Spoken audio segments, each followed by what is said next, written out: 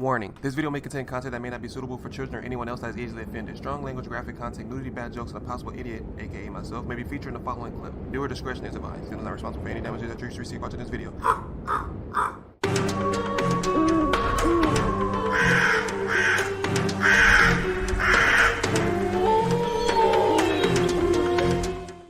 Hey, what's up, y'all? It's Zems, and welcome to the Horrifying Murders of the Zodiac Killer. This video is by BuzzFeed Unsolved, so you guys haven't already been sure, shoot down the description box, click on the link, watch the video in entirety, because I'm going to be pausing and stopping and talking to the whole thing. Yo, thank you guys so much for the 3,200, man. I greatly appreciate it. Thank you guys for doing what you guys are doing. Again, I keep saying it, I appreciate you guys, man. 5,000 is right around the corner. The crow's nest is growing. If you haven't seen what I posted inside of the little comment section, what you guys did last month is insane. I think it was almost over 500,000 watched minutes, man. That's ridiculous. And I'm only at 3,000 subscribers, so either I think they sticking me for my subs, man. I think people are watching but not subbing. I'm looking at the screen. It doesn't look like it's going to be Ryan and Shane. I think Shane is gone somewhere. Maybe he couldn't make it in this video. I don't know if you know anything. Let me know down in the comment section. Don't know who that is, but we're about to find out. He looks like that dude that be singing that one song in that music video. And it feels like I am just too close to love you. But for now, let's get it.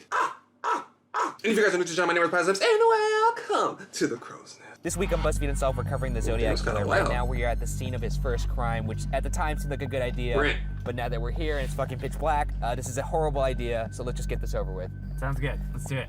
So in the late 60s and early 70s, the Zodiac Killer terrorized Northern California, killing at least 5 people and claiming to have killed 37 people in total. 37? He claims to have killed 37 people. Like he wrote a note? Yeah, he was a douchebag. He's a cat. On December 20th, 1968, around 11 p.m. near Vallejo, California, 17-year-old David Faraday and 16-year-old Betty Lou Jensen were shot and killed while sitting in a parked car in a gravel parking area off of Lake Herman Road, in the exact spot we are sitting right now. The exact spot, like right here. Like right here. It's just the wind. Yes, right here. It's the wind! You're not freaked out a little bit right now? No! What the fuck, dude? It's the wind! You want me to we close the window? Yeah, let's close the windows. Fuck this shit. If anything, that will make someone easier to hear footsteps that sneak up on us. Fuck, you're right. Let's open the windows. By the time police arrived, Betty was found dead on the ground 30 feet away from the car, but David was still alive. However, David would die on the way to the hospital. At this time, nobody knew that this was the work of a serial killer. Oh, because it was the first murder. Because it was the first time. Yeah. Can we leave now? So I grabbed the camera? What is wrong with you? You really not scared right now? Why? Why on earth? Because look where the fuck we are, dude. Look where the fuck we are. There's hell nothing no. around. Have you never been in the middle I'm of freaking nowhere out right now. I'm not gonna lie, I'm freaking out. Look at this shit. Where the fuck are we right now? There's just 2 of us out here, and who knows who the fuck is out in that darkness. Facts. Not down to find out. Call me a wiener, whatever. I don't care. The Zodiac's next crime would occur on July 4th, 1969, around midnight near Blue Rock Springs Park, only a few minutes away from the previous crime. The Zodiac approached a parked car with a flashlight, shooting 22-year-old Darlene Farron and 19-year-old Michael Mageau before walking away and coming back to shoot them both again. Both were still alive when found, but only Mageau would survive. Mageau was able to make out the face of the man who shot him and described him as a young white man, approximately 26 to 30 years old, stocky, 200 pounds or larger, about 5'8" with light brown curly hair and a large face. Within an hour, the police received a phone call from somebody claiming to be the shooter. He also claimed to be the shooter in the Lake Herman Road murders. Happened right around here. The parking lot was probably empty just like this. Yeah, I don't like the way this place feels either. But people are weird, bro. People were legit go inside of I think the Black Dahlia Killer did that too. People just go in and be like, it was me, I did it. Yeah, it was me. You see my face? Look, I got blood on my hands. Like, bro, no, it wasn't you, bro. And then they try to tell them, well, what happened in the case? And they'll leave out like a main thing. They're like, well, I used a knife and it wasn't a knife. They're like, well, I used a gun and it wasn't a gun. It's just like, why are you, like, do you want the fame? Do you want the recognition? Do you just want to go to jail? Like, why would you do that? But I don't know. Him saying like, oh, I found 5 to claim the 37, name the 37 places. And then, get your street cred. Why would you claim 5 but not claim the other 37? So I call it cap on Zodiac Killer, bro, 100%. I mean, it's eerie because it's nighttime, but if I was here during the day, it wouldn't feel weird at all. Right behind you is in the freaking kiosk that says parking fees are free today. Like, that's not a scary sight. I guess. On August 1st, 1969, the San Francisco Chronicle, the San Francisco Examiner, and the Vallejo Times-Herald all received identical handwritten letters from someone claiming to be the killer. The letters revealed specific details about the murders to prove that the writer was, in fact, the killer. The letters were signed with a distinct mark, a circle with a cross through it, the mark that would eventually become known as the mark of the Zodiac Killer. Also included in the letters were 3 different codes that the Zodiac demanded be printed in newspapers or else he would kill again. Why did they print them? Because he said if they didn't print them, he would kill more. That just creates fear and gives the killer what they want. But at the same time, I wouldn't want death in my hands either. It's not your hands. You're not killing anybody. That guy is killing someone. True. You not printing something has nothing to do with whether or not someone is going to kill someone. The Zodiac. Then, on top of that, if you don't give him what he wants, he's going to get even more pissed, and he's going to become desperate, and he's going to go out and kill more, and he's going to slip up and get caught, bro. You don't never give serial killers what they want, bro. You don't demand anything. You're killing people. You like, what? That's like me go outside and stab somebody and be like, you better give me a 20-piece McNugget with a large fries by 5 o'clock or I'm killing again. I'm like, what? You don't get your own food. I'm not about to give you McDonald's. Like, what? Claimed that the cracked codes would reveal his identity. On August 4th, another letter was received that started with the phrase, "This is the Zodiac speaking," marking the first time the killer referred to himself as the Zodiac. On August 8th, 1969, the code was cracked by a couple in Salinas, California. It reads, "I like killing because it is so much fun. It is more fun than killing wild game in the forest because man is the most dangerous animal of all to kill. Something gives me the most thrilling experience. It is even better than getting your rocks off with a girl. The best part of it is that when I die, I will be reborn in paradise, and those I have killed will become my slaves. I will not give you my name because you will try to slow down or stop my collecting of slaves for afterlife." Since when do you get to keep slaves in the afterlife and kill someone? Well, apparently that's common knowledge in Crazy Town.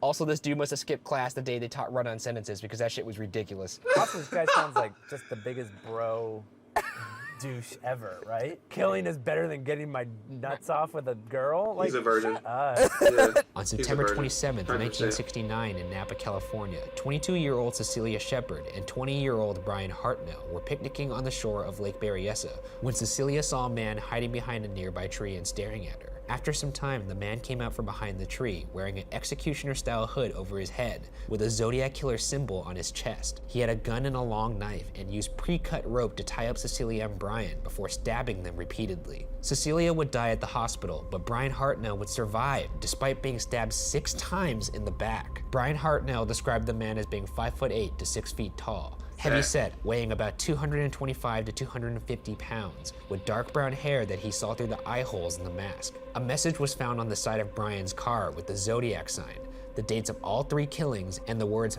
"by knife" written below the September 27th date. What did he use to write on the car? Just a little black paint, you know. Maybe went to Jones Crafts and Supplies. Yeah. Michael's. Michael's office decor. And then on top of that, bro, he's out here creating uniform for his killings, bro. He really went out there looking like the dude from Shrek, the one that was like, pick number 3, man, look. Really went out there looking like executioner style, bro. Like, what? Medieval times, Skyrim looking ass boy. It's not many 5'8", heavy set, curly hair brown dudes in the area, I don't think. At least during that. That doesn't sound normal to me. That sounds like you stick out like a sore thumb, but that's just me. I don't know. Don't quote me on that. October 11th, 1969, just before 10 p.m. in San Francisco, California, at the intersection of Washington and Cherry, a cab driver, Paul Stein, was shot in the head by his passenger.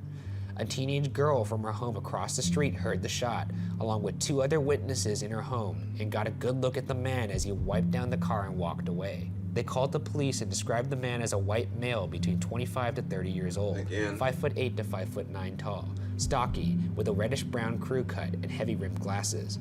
A police car that was nearby came quickly to the scene. But the chaos of the situation would strangely result in the police dispatcher incorrectly identifying the suspect as an African-American male.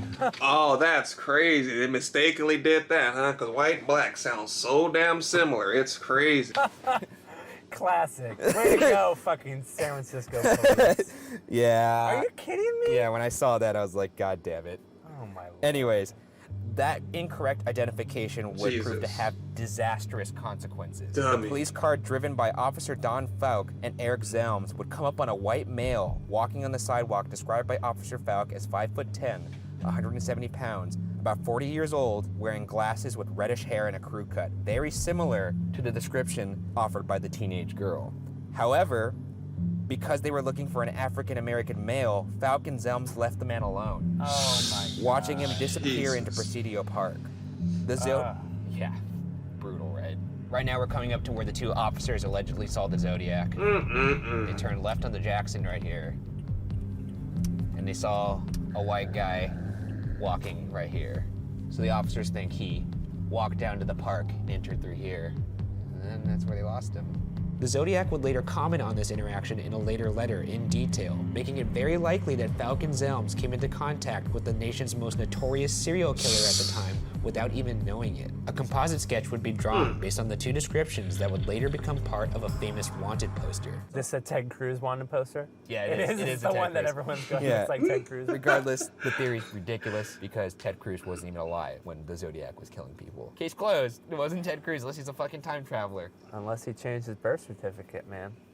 Remember how obsessed with about Obama's birth certificate they were? I want to see Ted Cruz's real birth certificate, that's all I'm saying. Another crucial piece of evidence was a bloody fingerprint discovered in the cab. I'm sorry, how do you mix that up? Yes, officers, hello, I'm making a call. He was 5'10", stocky, white male. He looks between 25 to 30 years old, and he has reddish-brown crew cut. All right, ma'am, got it. You say he's about 6'3". You said medium skin fade, probably a taper in the back, really good edge up.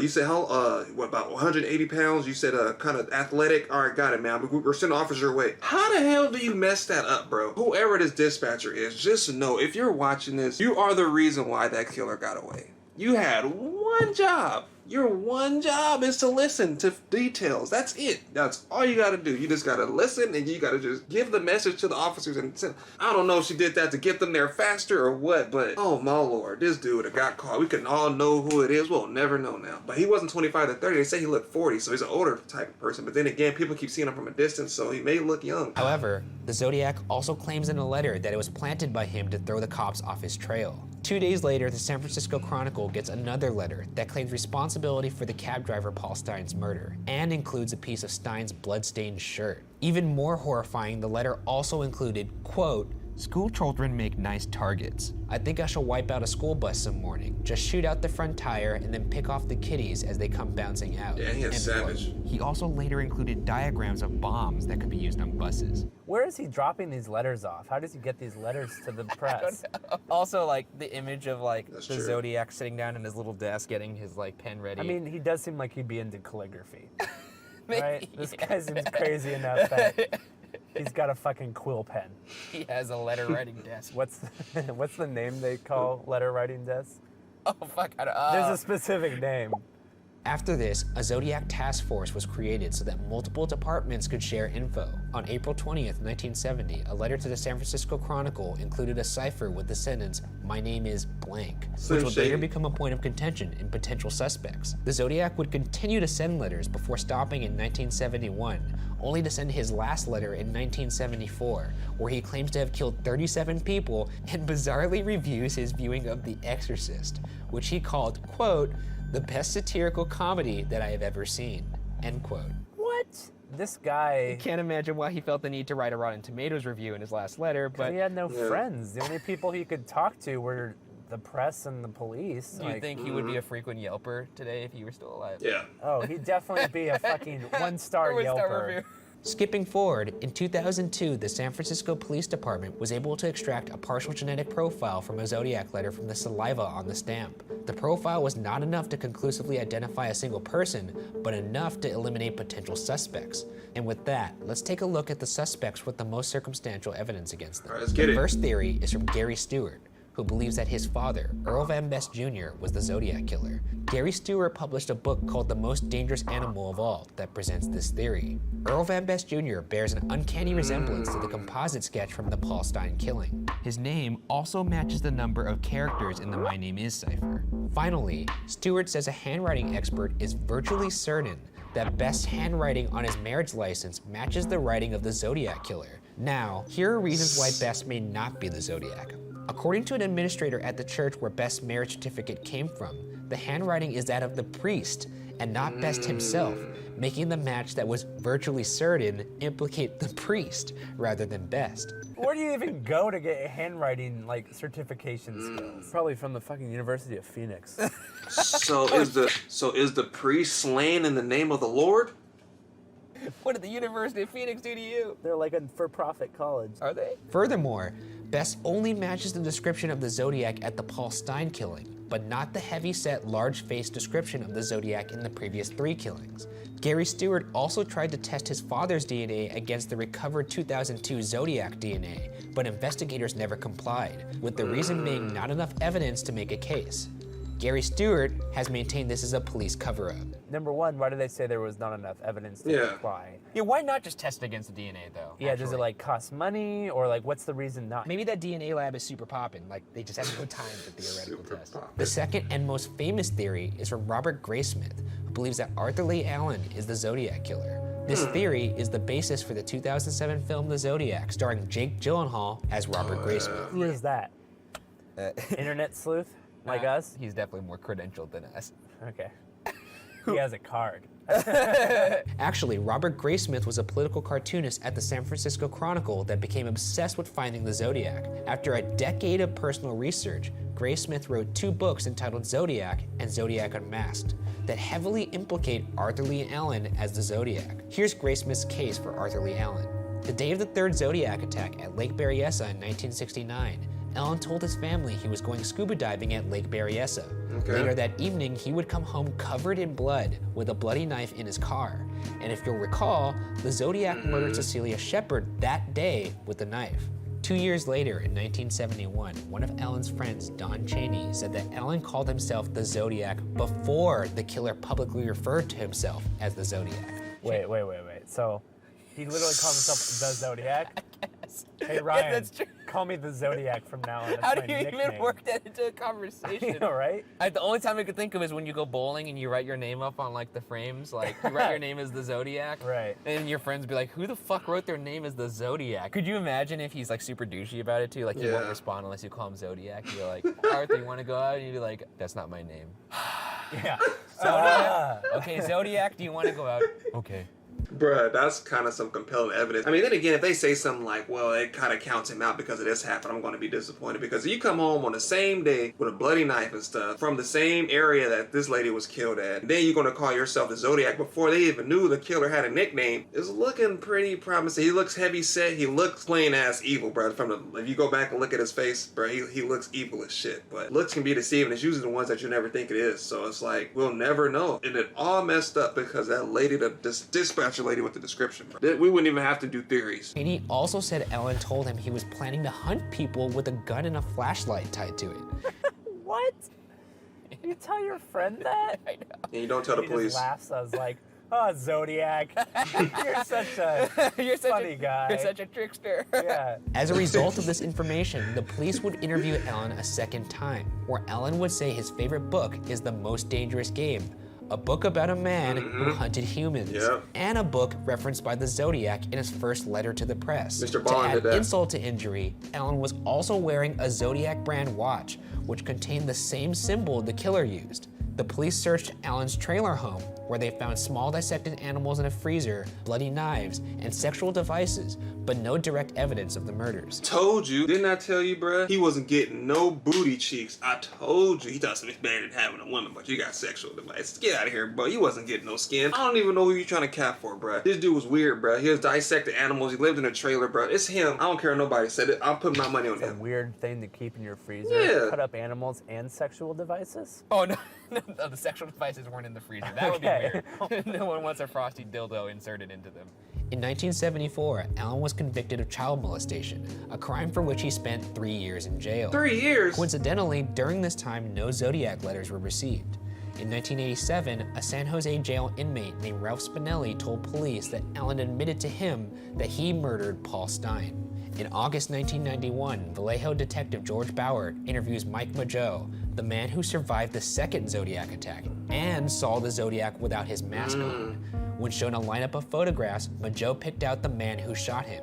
It was Arthur Lee Allen. What? With this info, the police search Allen's home again, and this time they find formulas for bombs, constructed bombs, and tapes about the Zodiac killer. They interview Allen again, and he says he knows nothing. Wait. They found bombs or plans for bombs in his house, and they're not able to detain him. The Zodiac put diagrams of bombs in his fucking letters. Yeah, And he exactly. talked about putting bombs on School children's buses. school bus, and this guy molested a kid. Like, And there's a fucking tapes about the Zodiac killer. This guy's reliving his greatest hits at home via audiobook. and he just said what? Plead the fifth at this point? He said 1 year later, in August 1992, Alan is found at home, dead from a suspected heart attack. And with that, let's transition into reasons why Alan may not be the Zodiac killer. Bro, it's him, bro. Alan's DNA was compared against the 2002 DNA extracted from stamped saliva on a Zodiac letter. It was not a match. However, it's also believed that Alan had a habit for letting others lick his stamps instead of him, which would explain why the profile didn't match him. but I don't even like thinking that this guy was smart enough to think that. In my opinion, that's an Olympic level stretch. Additionally, in 1971, the police took Alan's fingerprints, but the prints did not match the bloody prints recovered from the Paul Stein crime scene. They also had Alan undergo handwriting analysis, but the handwriting did not match the Zodiac either.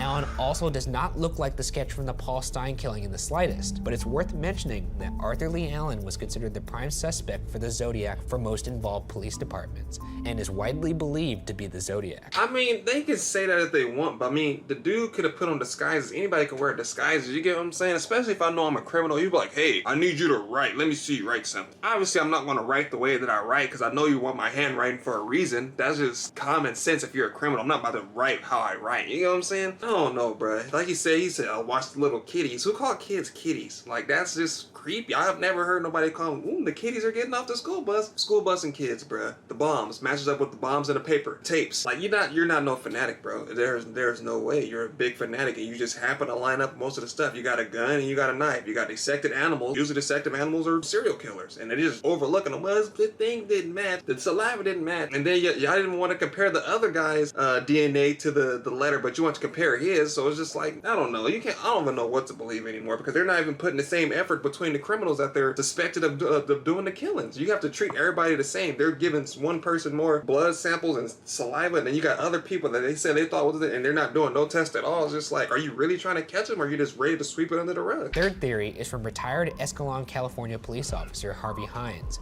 who believes Lawrence K., more commonly known by the surname Kane, was the Zodiac killer. Kane was involved in a car accident in 1962, which resulted in brain damage influencing his behavior. One psychologist claimed Kane was, quote, losing the ability to control self-gratification, end quote. Additionally, Kane can be seen in the Zodiac's My Name Is cipher. And in that cipher, there are 3 8s with circles around them. 3 times 8 is 24, and Kane was born in 1924. Okay, that makes sense. Yeah, I nah. don't think you would like that one. I don't like that Well, I mean, either. it's just like reaching at straws at that point. Yeah. Additionally, the Zodiac's second victim, Darlene Farron, had a sister who said Kane was the man who followed and harassed Darlene in the weeks leading up to Darlene's murder. In the 1969 Paul Stein murder, the man suspected to be the Zodiac, seen by Officer Don Falk, was described as 35 to 45 years old. Kane was 45 in 1969. Officer Don Falk said in 1987 that of the hundreds of pictures over the past 20 years he had been shown, Kane was, quote, the closest of them as he remembered the killer, end quote.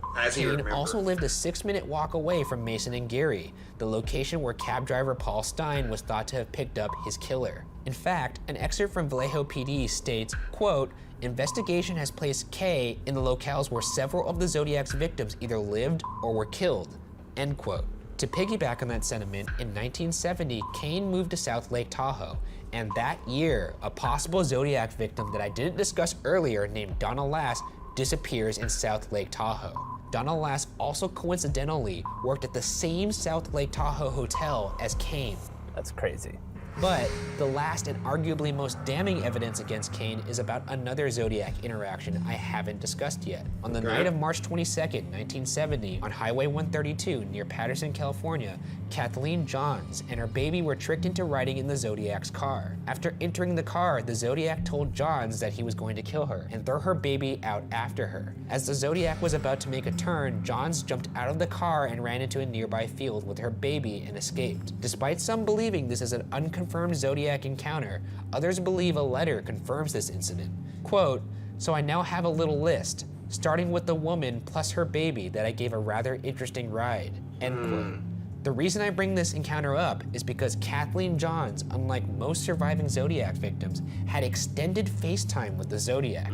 This is important because when shown a lineup of photographs, Kathleen Johns was reportedly able to pick out the man who tried to kill her. It was Lawrence Kane. I mean, that's some pretty strong evidence. But now let's look at evidence that proves Kane isn't the Zodiac. I couldn't find any instance of a DNA test against the recovered 2002 sample, nor could I find a record of Kane's fingerprint being tested against the fingerprint found at the Paul Stein crime scene. Furthermore, Kane's handwriting was not a match to the Zodiac's, but also could not be ruled out. Additionally, Kane, much like Earl Van Best Jr., matches the description of the killer at the Paul Stein murder scene, but does not match the large, heavy-set description of the Zodiac in the first 3 crime scenes. Now that you've heard all the stories, who do you think did it? I think those 2 at the end are the most plausible, but I think the real answer would have to be there was one person and then a copycat as well. Yeah. It's possible, in my mind, Arthur Lee Allen was the killer for the first 3, stopped, and then Lawrence Kane took over as a copycat. Oh, well then, yeah. It seems like to me he wanted to get caught. He was like asking to get caught almost. He was playing that line. He was tired with like, oh, I've killed someone and gotten away with it. He's like, how far can I push it? That line. That's true, yeah. Regardless, the case remains unsolved. I'm still kind of leaning towards Arthur Lee. You know what I'm saying? He got homemade construction bombs and stuff like that. Could have been a copycat killer. But the other one said she had extended FaceTime with him. So she was looking out for a cool minute because she gave him a ride. She pointed him out, bruh. Then it could have been him. But at the same time, it's not too rare to have 2 killers, bruh. They probably knew each other. But at the same time, the other dude looks heavy set, right? Heavy set and reddish brown, whatever hair. And then the other one, he looked like he was a little bit taller, but he had curly hair and he looked younger. And then the other one, the police scene was 40. So I'm thinking maybe the police seen Arthur Lee, first one, because he looks kind of old. And then the other people seen him, which the other dude, he looks like he was 20-something years old, whatever it was. He looks young as shit. So they probably got his age mixed up. I don't know. They probably knew each other, man. But again, they never tested his fingerprint. They never got saliva match from him or anything. So we'll never know from his side. But they know from Arthur Lee that his fingerprints didn't match. But and all this other stuff, his handwriting was not a match at all. And then Kane's was inconclusive. So it's like, can be or couldn't be. We can't really say. And then Arthur Lee said he's the Zodiac before the Zodiac even came out. So it's just like, me personally, now on what I know before I said Arthur Lee, I think it was 2 people, bro. Because from him living in Lake Tahoe and the other dude living wherever that lake was, I think they knew each other, bro. They never talked about if they knew each other or if they worked together or stuff like that, because at the same time, the letters started coming, and then when he went to jail, the letters stopped coming, and then later on, the letters picked up again. Let me know what you guys think down in the comment section. But this video is by BuzzFeed Unsolved. If you guys haven't already, be sure you shoot down the description box, click on the link and watch the video in entirety, because I was pausing and stopping and talking through the whole thing. Thank you guys so much for doing what you guys are doing. Keep doing it, and the videos will keep coming. If you guys are new to the channel, my name is Zems, and welcome to the Cruz. But again, thank you guys for watching, and I'll see you guys next time. Hit that like button. I know you guys enjoy.